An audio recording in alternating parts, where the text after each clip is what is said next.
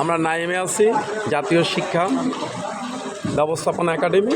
সেখানে পানির উপর দিয়ে রিক্সা চলছে, এক অদ্ভুত দৃশ্য যেটা আমাদেরকে শিক্ষার করুণ অবস্থা সম্পর্কে অবহিত করছে জাতিকে কোন অবস্থায় আছি। এই যে আমরা ক্যান্টিনে যাচ্ছি, পানির উপর দিয়ে রিক্সা চলছে, সামনে ক্যান্টিন। হলো আমার দোস্ত তাকাও, হ্যালো দোস্ত, কিছু বলো।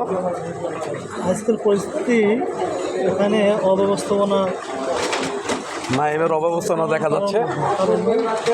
এই ড্রাইভার কিছু বলেন, এদিকে তাকান, কিছু বলেন আপনি। আমাদের লেগে তো ভালো। হ্যাঁ বলেন। রিক্সার বলতেছি যে আমাদের জন্য তো ভালো, আপনাদের জন্য ভালো না? আচ্ছা, এই যে এখন ভাই অবস্থানা করেছে ভাই, এখন দেখলে স্যার বোঝা যাচ্ছে আমাদের অব্যবস্থাপনা ওনাদের নাকি ভালো। ধন্যবাদ। 30 তারিখের পর দেশ মনে হয় না।